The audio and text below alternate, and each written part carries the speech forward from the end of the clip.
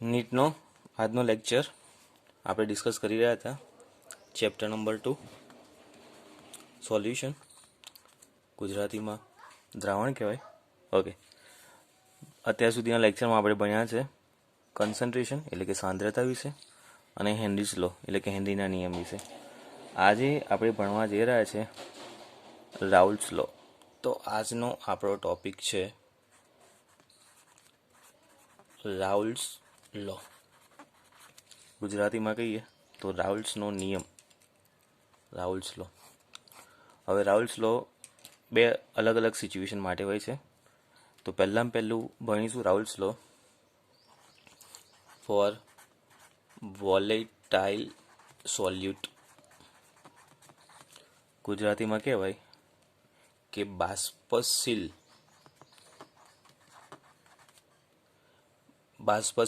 દ્રાવ્ય માટે. ઓકે, તો રાઉલ્ટ્સનો નિયમ કે રાઉલ્ટ્સનો લો ફોર વોલેટાઇલ સોલિડ માટે ભણીએ તો એક એક્ઝામ્પલથી સમજીએ આખું રાઉલ્ટ્સનો લો. તો આપણી પાસે એક બીકર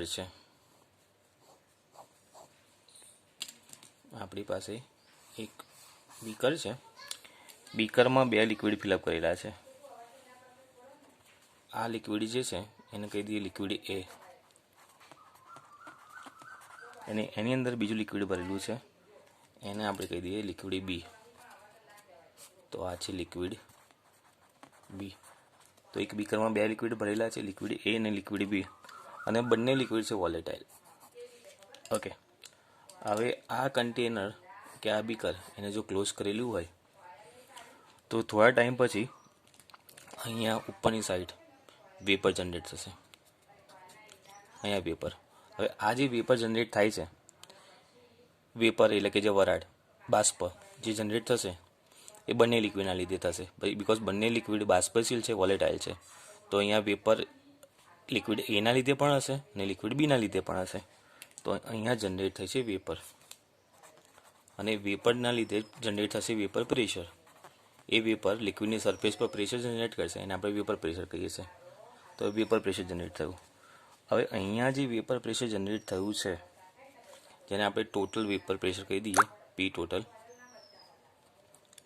એ લિક્વિડ એના લીધે પણ છે અને લિક્વિડ બીના લીધે પણ છે. ઓકે, હવે આ કેસમાં લિક્વિડ એના લીધે જે વેપર પ્રેશર જનરેટ થયું હશે એટલે સપોઝ પી એને આપણે કહીશું પાર્શિયલ પ્રેશર. પાર્શિયલ પ્રેશર એટલે કે આખા જ જે વેપર પ્રેશર છે, મતલબ આખી જે વેપર છે એમાં લિક્વિડ એ અને લિક્વિડ બી બંનેની વેપર છે, પણ ખાલી એમાં લિક્વિડ એની લીધે જે વેપર બની છે એટલે એને કહીશું પાર્શિયલ પ્રેશર. તો પાર્શિયલ પ્રેશર ડિપેન્ડ કરે છે મોલ ફ્રેક્શન ઓફ એ પર. એનો મતલબ કે એવો થયો કે લિક્વિડ એનો મોલ ફ્રેક્શન, લિક્વિડ એના જેટલા મોલ વધારે હોય, લિક્વિડ એની જેટલી ક્વોન્ટિટી વધારે હોય એટલું પાર્શિયલ પ્રેશર એનું વધારે હશે ઓબ્વિયસલી. એવી જ રીતે આપણે એવું કહી શકીએ કે partial pressure of B is directly proportional to mole fraction of B. મતલબ કે અહીંયા જે બીના લીધે પ્રેશર જનરેટ થયું હશે ઓબ્વિયસલી એ પણ એના મોલ ફ્રેક્શન પર ડિપેન્ડ કરે છે.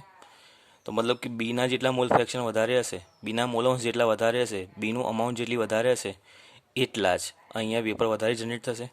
મતલબ એની અમાઉન્ટ વધારે તો એનું પાર્શિયલ પ્રેશર વધારે, બીની અમાઉન્ટ વધારે તો બીનું પાર્શિયલ પ્રેશર વધારે, એવું કહેવાય. ઓકે, હવે આપણે જો પ્રપોર્શન સાઇન કાઢવા જઈએ તો P A is equal to P0A into X A, અને અહીંયા PB is equal to P0B into X B.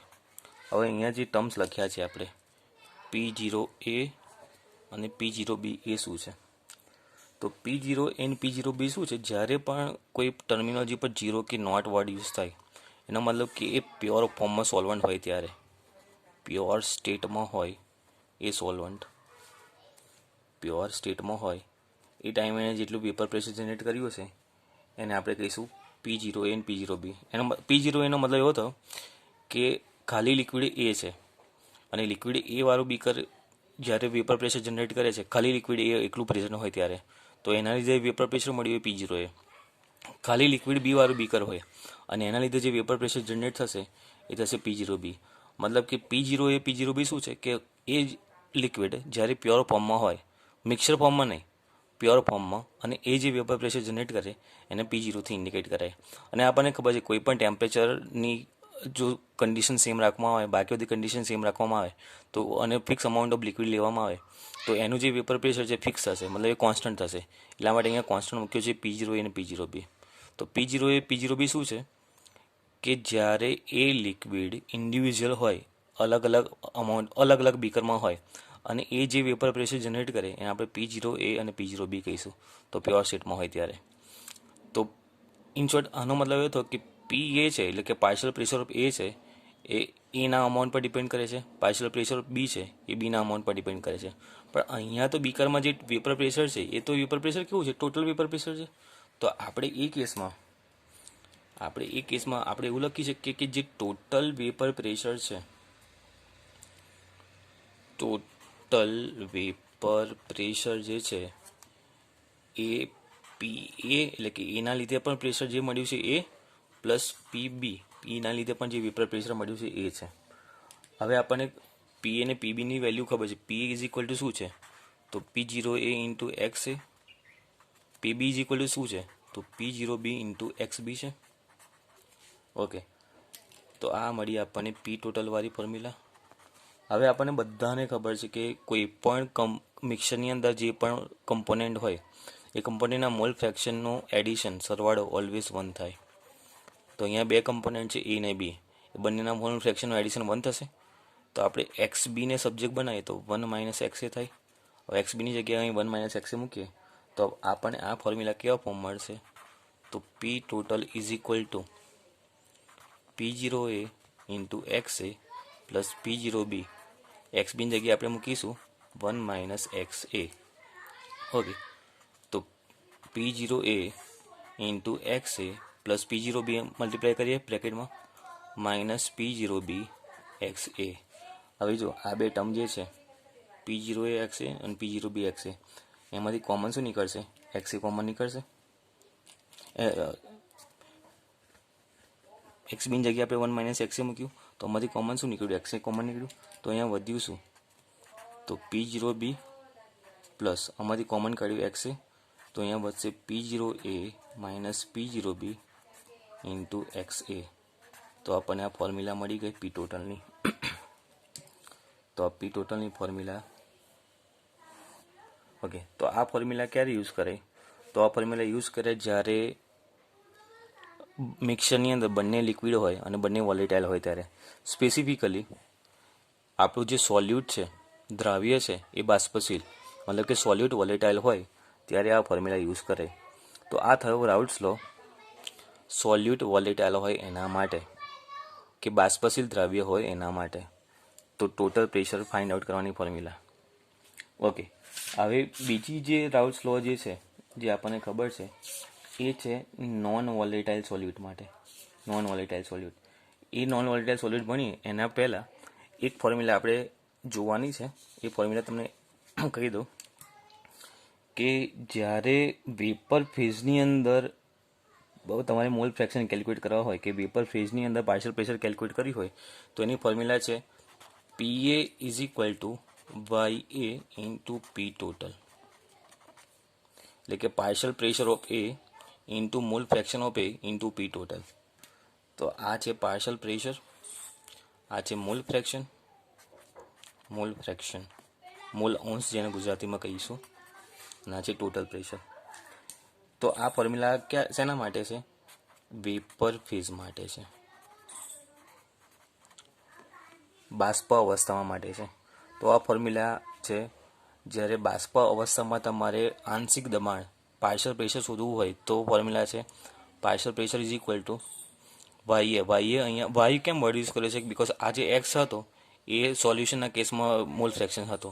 X use કરે સોલ્યુશનમાં હોય ત્યારે, પણ વાય વર્ડ યુઝ કરે જ્યારે મોલ ફ્રેક્શન વેપર ફેઝમાં હોય ત્યારે. અને અહીંયા પી ટોટલ એટલે ટોટલ દબાણ. તો partial pressure is equal to mole fraction in vapour phase into total pressure. એવી જ રીતે પીબી માટે પણ સેમ આપણને ફોર્મ્યુલા મળે, PB is equal two YB into P total. તો આ ફોર્મ્યુલા છે જ્યારે તમારે બાષ્પ અવસ્થામાં વેપર ફેઝમાં પાર્શિયલ પ્રેશર ફાઇન્ડ આઉટ કરવું હોય તેના માટે. તો થયો Raoult's law for volatile solute and volatile solvent. હવે આપણે ભણવાના છે Raoult's law for non volatile સોલ્યુટ.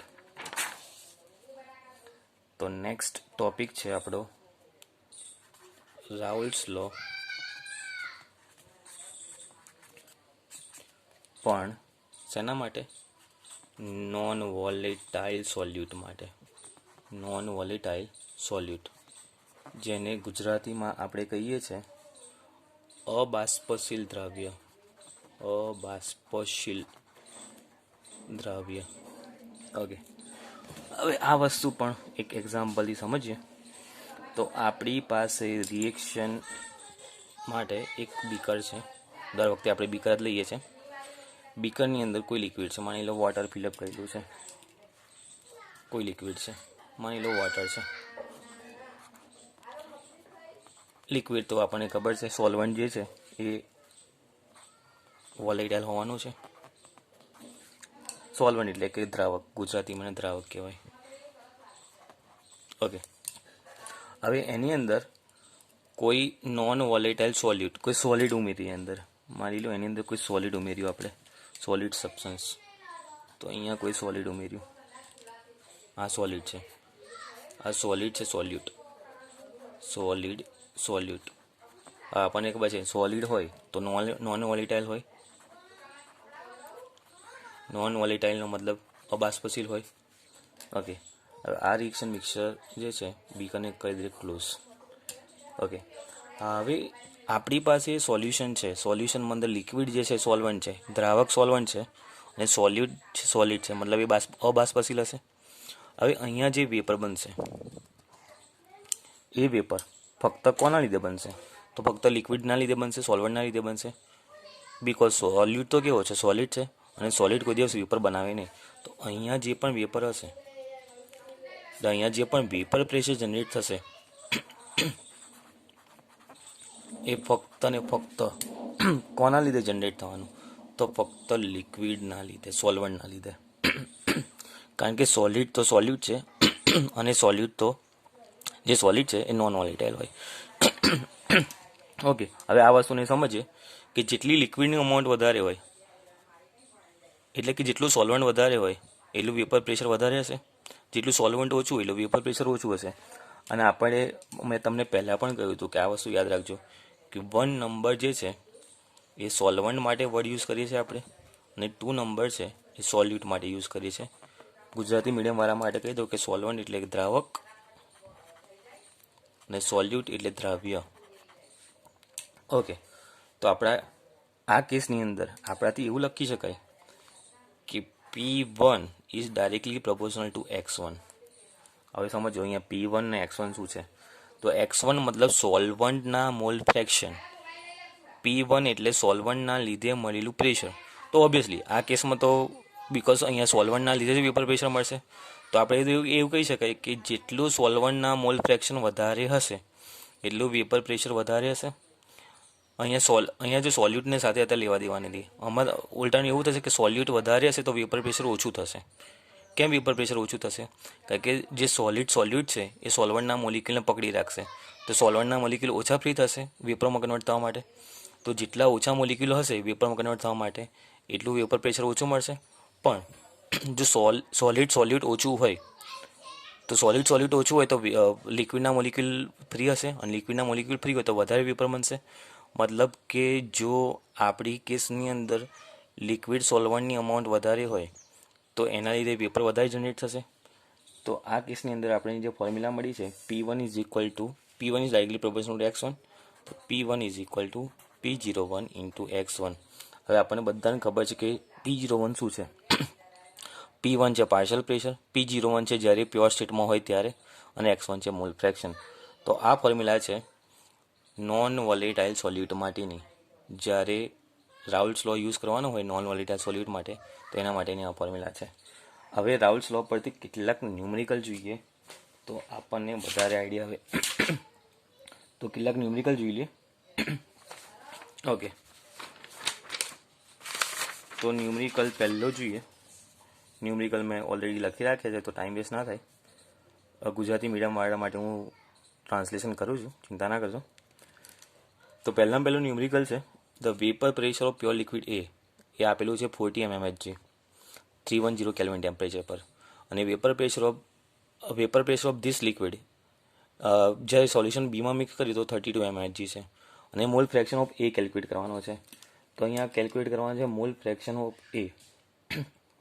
અને આપણને vapour pressure of pure liquid A આપ્યું છે 40 mmHg અને vapour pressure of this liquid in solution with liquid B 32 mmHg આપ્યા છે. અને આપણે મોલ ફ્રેક્શન કેલ્ક્યુલેટ કરવાનું કહો છે. ગુજરાતી વિડીયો મારા માટે બાષ્પ દબાણ આપેલું છે પ્યોર લિક્વિડ જ્યારે પ્યોર દ્રાવણ હોય એનું 40 mmHg અને વેપર પ્રેશર બીની અંદર હોય તો 32 mmHg આપ્યો છે. આપણને બધાને ફોર્મ્યુલા ખબર છે. PA is equal to P0A into XA, Raoult's law. Already આપણે હમણાં જ ભણી ગયા છે. ઓકે, હવે આ કેસની અંદર આપણે શોધવાનું છે XA. મોલ ફ્રેક્શન ઓફ એ શોધવાનું છે ને, તો XA આપણે શોધવાનું છે. ઓકે, આપણને પાર્શિયલ પ્રેશર ઓફ એ આપેલું છે. કેટલું આપેલું છે પાર્શિયલ પ્રેશર ઓફ એ? તો પાર્શિયલ પ્રેશર આપેલું છે આપણને 40 mmHg પાર્શિયલ પ્રેશર. આ vapour pressure of pure liquid એટલે આ P0 એ આપેલું છે આપણને, પાર્શિયલ પ્રેશર નહીં, સોરી, એ આપણને P0 એ આપેલું છે. અને પાર્શિયલ પ્રેશર આપેલું છે આપણને 32. તો સમજો અહીંયા આ બે વર્ડનો ડિફરન્ટ મિનિંગ શું થાય. અમે આપણે એક વાત કરી, જ્યારે પ્યોર લિક્વિડ હોય ત્યારે પ્યોર લિક્વિડને આપણે એ કેસમાં શું કહેતા હતા?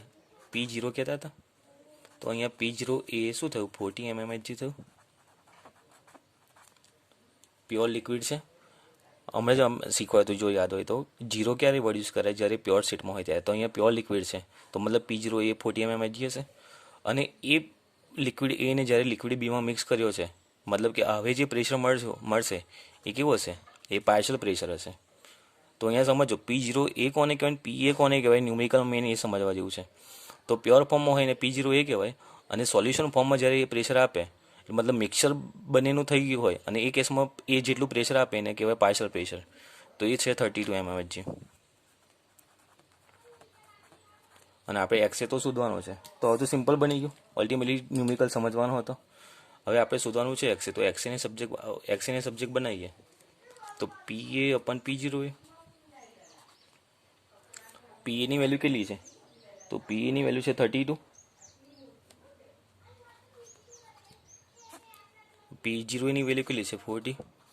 તો 32 અપન 40 કરીએ તો આન્સર આવશે 0.8. તો આપણને મળ્યું 0.8. જો આપણને આ જ ન્યુમેરિકલમાં સપોઝ આપણને મોલ ફ્રેક્શન બી પૂછ્યા હોત તો આન્સર શું હતો? તો પહેલાં XA ફાઇન્ડ આઉટ કરતા આ રીતે, અને આપણને ખબર છે XA plus XB is equal two 1 થાત. તો એ કેસમાં આપણે XBનો આન્સર શું આવતો? 0.2 આવતો. પૂછ્યું નથી પણ આ તો કદાચ પૂછ્યું હોત તો આ રીતે પણ એને સોલ્વ કરાય. ઓકે, હવે નેક્સ્ટ બાજુવાળો ન્યુમેરિકલ જોઈએ. પહેલાં ન્યુમેરિકલ સમજી લઈએ. તો આપણને વેપર પ્રેશર બેન્ઝીન અને ટોલ્યુઇનના આપ્યા છે. તો વેપર પ્રેશર બેન્ઝીન અને ટોલ્યુઇનના આપ્યા છે 75 mmHg અને 22 mmHg. મતલબ બેન્ઝીનના લીધે વેપર પ્રેશર છે PB લખીએ, ચાલો PB. બેન્ઝીનના લીધે વેપર પ્રેશર કેટલું છે? 75 mmHg. અને ટોલ્યુઇનના લીધે એને PT લખીએ. ટોલ્યુઇનના લીધે વેપર પ્રેશર કેટલું છે? 22 mmHg. તો બેન્ઝીનના લીધે vapour pressure of benzene and toluene 75 અને 22 mmHg છે. પ્યોર બેન્ઝીન અને પ્યોર ટોલ્યુઇન છે તો એને P0B અને P0T લખીએ. 0 હમણાં મેં તમને સમજાવ્યું 0 ક્યારે યુઝ કરે કે નોટ ક્યારે યુઝ કરે, પ્યોર સ્ટેટમાં હોય ત્યારે. ઓકે, હવે બેન્ઝીનનું 23.4 ગ્રામ વેટ લીધું છે અને ટોલ્યુઇનનું 64 ગ્રામ વેટ લીધું છે. બંનેને મિક્સ કર્યા છે અને પૂછ્યું છે કે મોલ ફ્રેક્શન ખાલી બેન્ઝીનનું મોલ ફ્રેક્શન ફાઇન્ડ આઉટ કરવાનું છે વેપર ફેઝમાં. વેપર ફેઝવાળી ફોર્મ્યુલા હમણાં જ જોઈએ આપણે. ઓકે, હવે સમજો આપણને mall fraction of benzene in vapour phase કહ્યું છે અને આપણને બેન્ઝીન અને ટોલ્યુઇનનો વેટ આપ્યા છે. તો આ કેસમાં આપણે શું કરીશું? તો આ કેસમાં પહેલાં આપણે મોલ ફાઇન્ડ આઉટ કરીશું લિક્વિડ ફેઝની અંદર. તો મોલ ફાઇન્ડ આઉટ કરીએ તો બેન્ઝીનના મોલ ફાઇન્ડ આઉટ કરીએ તો બેન્ઝીનનું વેટ કેટલું છે? 23.4. NB લખ્યું છે મતલબ મોલ્સ ઓફ બેન્ઝીન 23.4. બેન્ઝીનનું વેટ કેટલું હોય? તો 78 હોય. તો આપણને મળ્યા 0.3 બેન્ઝીનના મોલ. એવી રીતે ટોલ્યુના મોલ કેલ્ક્યુલેટ કરીએ તો ટોલ્યુનું વેટ કેટલું છે 64.4. ટોલ્યુનું મોલિક્યુલર વેટ કેટલું હોય તો 92 હોય. ના ફાવતું હોય તો કેલ્ક્યુલેટ, ના યાદ હોય તો કેલ્ક્યુલેટ કરી લેજો. તો 64.4/92 તો 0.7. ઓકે, તો આપણને મોલ મળી ગયા બેન્ઝીનના, મોલ મળી ગયા ટોલ્યુના. હવે મોલ કેમ કેલ્ક્યુલેટ કર્યા? ક્વેશ્ચન એવું થાય. તો મોલ એટલા માટે કેલ્ક્યુલેટ કરીએ કે આપણે મોલ ફ્રેક્શન કેલ્ક્યુલેટ કરવો છે. તો mall fraction of benzene calculate કરીએ. બેન્ઝીનનો મોલ ફ્રેક્શન, તો બેન્ઝીનના મોલ ફ્રેક્શનની ફોર્મ્યુલા થશે આપણી, મોલ ફ્રેક્શનની ફોર્મ્યુલા થશે moles of benzene upon total mole. Okay, હવે મોલ્સ ઓફ બેન્ઝીન કેટલા મળ્યા છે આપણને? બેન્ઝીનના મોલ મળ્યા છે 0.3 અપન ટોટલ મોલ એટલે 0.3 પ્લસ 0.7 એટલે અલ્ટિમેટલી 0.3 જ થયો. તો બેન્ઝીનના મોલ મળ્યા આપણને 0.3. તો આ જો બેન્ઝીનના મોલ આપણને 0.3 મળતા હોય તો ટોલ્યુના મોલ ફ્રેક્શન, બેન્ઝીનના મોલ ફ્રેક્શન આપણે 0.3 મળતા હોય તો ટોલ્યુના મોલ ફ્રેક્શન કેટલા મળશે? 1 - 0.3 એટલે 0.7 મળશે. તો આપણને મોલ ફ્રેક્શન મળી ગયું. હવે મોલ ફ્રેક્શન મળી ગયું, મોલ ફ્રેક્શન મળવાથી હવે થશે શું? તો આપણે નેક્સ્ટ જે ફોર્મ્યુલા છે આપણી પાર્શિયલ પ્રેશરવાળી formula, partial pressure is equal to PB is equal to P0B into XB. અહીંયા XBની વેલ્યુ ફાઇન્ડ આઉટ કરવા માટે આપણે આ મોલ ફાઇન્ડ આઉટ કર્યા અને મોલ પરથી મોલ ફ્રેક્શન ફાઇન્ડ આઉટ કર્યા. ઓકે, હવે P0Bની વેલ્યુ આપણને ઓલરેડી આપી દીધેલી છે. P0Bની વેલ્યુ કેટલી આપી છે? 75 આપેલી છે આપણને, 75 ઇન્ટુ XBની વેલ્યુ કેટલી મળી આપણને? 0.3 મળી. તો 75 ઇન્ટુ 0.3 એટલે 22.5 જેવું થશે. તો 22.5 mmHg મળ્યા PB. એવી જ રીતે આપણને પાર્શિયલ પ્રેશર ઓફ ટોલ્યુન મળશે. ફોર્મ્યુલા છે P0T ઇન્ટુ XT. P0T આપણને આપેલું છે 22. મોલ ફ્રેક્શન ઓફ ટોલ્યુન કેટલું મળેલું છે આપણને? તો મોલ ફ્રેક્શન ઓફ ટોલ્યુન આપણને મળેલું છે 0.7. તો 22 ઇન્ટુ 0.7 કરીશું તો 15.4 mmHg થયું. તો આપણને પાર્શિયલ પ્રેશર બેન્ઝીન પણ મળી ગયું અને પાર્શિયલ પ્રેશર ઓફ ટોલ્યુન પણ મળી ગયું. હવે આ પાર્શિયલ પ્રેશર કેલ્ક્યુલેટ કેમ કરીએ આપણે? તો પાર્શિયલ પ્રેશર કેલ્ક્યુલેટ એટલા માટે કરીએ છીએ બિકોઝ એના પરથી આપણને ટોટલ પ્રેશર મળશે. તો નેક્સ્ટ આપણું ટાર્ગેટ હશે ટોટલ પ્રેશર કેલ્ક્યુલેટ કરવાનું.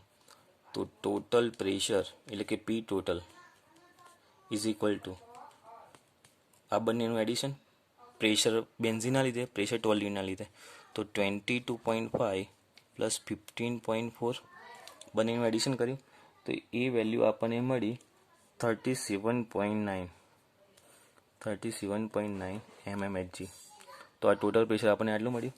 હવે ટોટલ પ્રેશર કેમ કેલ્ક્યુલેટ કરીએ? બિકોઝ વેપર ફેઝની અંદર મોલ ફ્રેક્શન ફાઇન્ડ આઉટ કરવો છે અને વેપર ફેઝની ફોર્મ્યુલા હમણાં જ ભણ્યા, જો યાદ હોય તો partial pressure of benzene is equal to mole fraction of benzene into total pressure. આવી ફોર્મ્યુલા ભણ્યા.